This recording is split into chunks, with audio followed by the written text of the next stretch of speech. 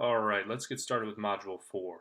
Module 4 is going to be all about the what questions. Essentially, what they want to know when they ask you what questions are what do you know? What kind of skills, knowledge, or any sort of special, unique things that you may be bringing to their department if they decide to hire you. But before we get into that, let's recap. In the last module, we went over the why questions. What they want to know in the why questions are why are you here and what originally attracted you to the fire service. Things you need to remember, as we talked about before, and I know you've heard me say it a million times through this course, is you want to be unique and memorable. You have to give your own unique individual answers, and it has to be something memorable so that once you leave, they remember you. Don't be a clone answer. Remember, if you give clone answers, it might seem like you did a great job. It might seem like the interview went by very smooth, but you sounded just like everyone else, and that doesn't really increase your chances of getting hired. Finally, like we talked about in the why questions, whatever you do, now is not the time to bring up the perks of the job. Remember, whatever your reasons for being there are totally fine. That's up to you. But whatever you do, don't talk about the perks, don't talk about money, don't talk about anything like that. Now, moving on. Now, what are the principles that you want to keep in mind when you're answering the different what questions? Well, first, like I said, what they want to find out is what do you know about the job? Do you know what the basic functions of the fire department are? Do you know what the day to day activities of a firefighter is? If you have some fire experience, do you know the basics of firefighting, scene size up, safety, things like that? So, one of the things they'll probably ask you is they'll want you to identify what the primary role of the fire department is. This is crucial. If you get this wrong, it will not make you look good. The primary role of every fire department, if you didn't know the answer, is to protect life and property. If you get the opportunity to answer a question asking you what the primary role is or something like that, make sure you say that. The number one job is to protect life and property. Next, big principle here. Same with all the other types of questions. Be honest. When they're asking you about your skills or your knowledge or what you have to be honest about what your skills are. If you tell them that you have experience in something or know about something and they question you on it, kind of like I talked about in the who questions, if you get called out by one of the people on the panel and they realize that you actually don't know what you're talking about, you're done. If they find out that you're lying in that interview about something you've done or something that you know about, you're done. So you must be honest. Finally, talk about your skills and what you could contribute to the department. Remember, they don't have to offer you the job. They have dozens or hundreds of different candidates that they can choose from. You're just one of many. So, what you need to do, like with all the other types of questions, is position yourself in a way that you're unique and that you'll be bringing something to the department that nobody else can. Now that we've identified some of the principles of the what questions, you may be asking yourself, what exactly does the panel want to hear from me? What types of things are they looking for in a good candidate? Well, first, they want to know that you understand the principles of the fire service. So, I told you the primary goal of the fire service was protecting life and property, but some of the principles of the fire service. Principle number one that is huge is safety. Safety is always the number one priority on any EMS, any fire scene, any rescue scene. First and foremost, your own safety, but the safety of your crew, and then the safety of bystanders. So, safety is huge, and that is a major principle in the fire service. Integrity. You're going to be seeing people in terrible situations, and you're going to see people in very vulnerable situations. These officers need to know that you have a high level of integrity and that you have a high level of morality and that you can be trusted with other people, and not just with other people but amongst each other. Remember, as a firefighter, you're going to be living with these people for 24 hours at a time, so they need to know that you have a high level of integrity. Another principle of the fire service is education. Not only education for yourself and expanding your knowledge and learning from those that came before you and maybe going to outside classes and getting additional training, but also education for the citizens, for the city, teaching people about fire safety, teaching kids about fire safety. So, three big principles that you might want to keep in mind when answering these questions are safety, integrity, and education. What else do they want to know? Well, they'll want to know if they decide to hire you, what will you contribute to the department? So there's a myth out there that in order to be a good firefighter, you have to have great mechanical skills. And I could say for myself, my mechanical skills are not the best. So, what are the kind of skills that interview panel would be looking for in a candidate? Well, any sort of previous job experience, any sort of fire experience or EMS experience, things that are directly related to the job that you'll do every day. That looks great. Maybe you worked at a volunteer department, a part-time department. Maybe you worked as an EMT or a paramedic in a hospital or on a squad. Talk about that. Play that up. Those are some of your strengths that you already have some on the job experience. What else? Act like I said, mechanical skills. Maybe you're great with cars or machinery or tools. That's important. We work with so many tools in the fire service and things are breaking constantly. So having any sort of knowledge or background and as a mechanic or anything like that, that'll be huge. What else? IT skills. IT skills are massive, especially at my department right now. There always seems like there's some sort of software or program that something's going wrong with. Maybe you have experience with radios, like I said, software, dispatch equipment, anything like that. Any sort of IT skills really whatsoever will be huge. People skills. This is one people don't normally think about.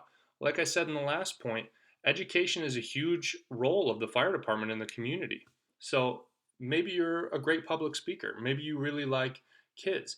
Well, that's perfect because there needs to be fire safety talks at elementary schools and high schools, CPR classes that are taught to the community, station tours. There's always kids and Cub Scouts and Boy Scouts and things like that coming into the department that want to have station tours.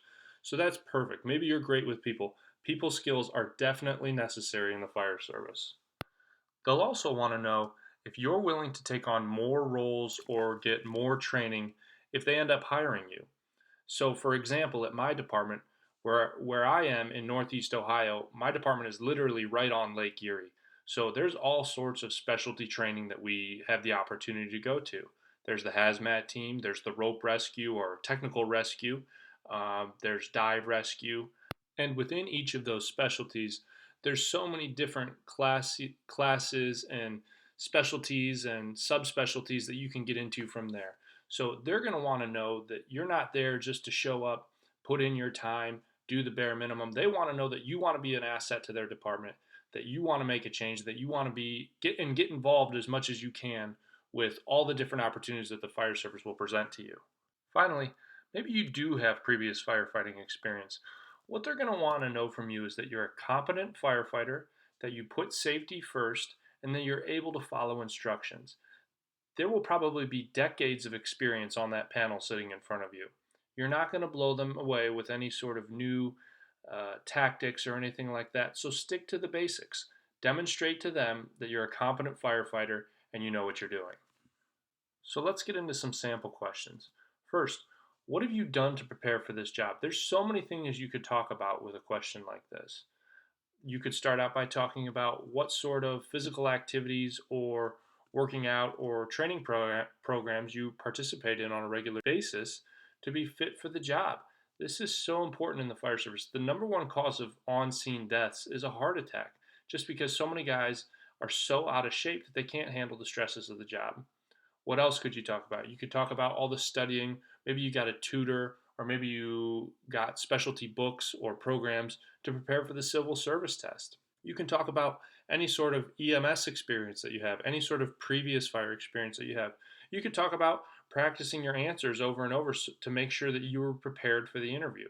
I know one thing I brought up when I was asked this question is how, since I didn't have direct firefighting experience, about how I talked to other guys that I knew that were firefighters to get their perspective on what it takes to be a good firefighter and what's involved in the day-to-day duties of being on the job.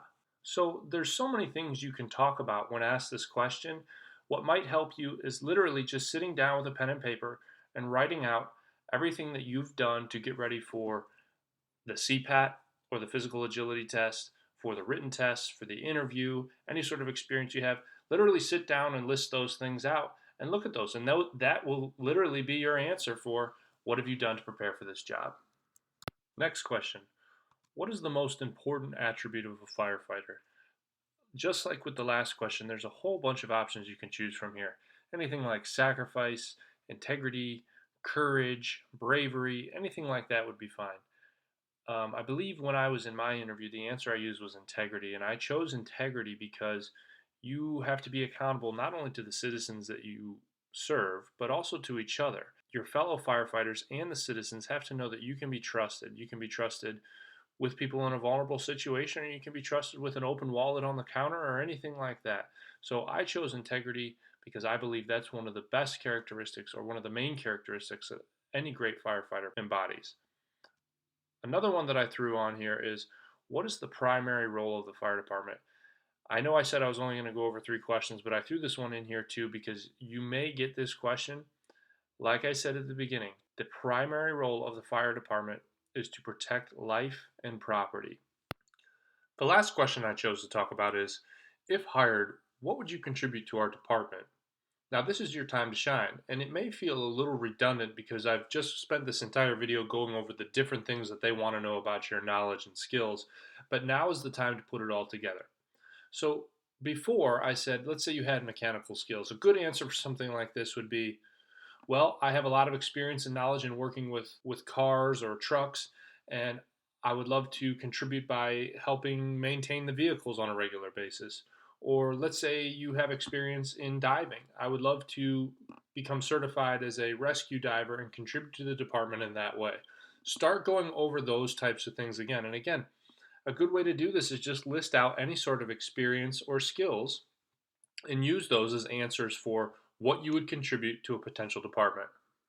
Something else that might be good to mention if you're asked this question is literally tell the panel that you're willing to volunteer for any sort of job or role or responsibility within the department that's necessary. For example, at my department, there's a couple guys that are on the hazmat team that have been on there for a while and are ready to go. In my interview, they specifically asked me, how do you feel about hazmat? Honestly, it's not something that really interests me all that much, but I'm there as the new guy and I'm there to fill a role. So if they need somebody on the hazmat team, I'm the person that will volunteer for the job. So maybe mention things like that. Talk about your willingness to learn and how you're excited to be involved in more training and expand your knowledge. I have 2 rookie mistakes when it comes to the what questions, and they kind of go hand in hand. And the first one is exaggerating your knowledge and abilities. I get it. You want to make yourself look good and you want to make yourself sound like you could be a valuable addition to the department. But one thing you need to know is that firefighters deal with the public on a regular basis, and they are particularly good at sniffing out BS. So you need to be careful when you talk about your knowledge and you talk about your skills and you talk about your abilities that you don't try and come off in a way that you don't mean to. You don't want to come off as arrogant. The other thing that kind of goes hand in hand with this, and I talked about this before, is not being honest. If they sense at any point during your interview or even after your interview that you lied or you made something up, you will probably not get hired. And the other thing about the fire service is it's a very small and tight knit community.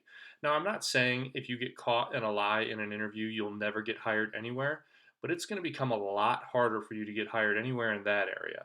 I can guarantee you that because everybody knows everybody, and you will permanently in that, at least in that area, be labeled as a dishonest candidate. And that's something you definitely don't want. Coming up next in Module 5, we're going to be going over the how questions, or better known as the situational questions.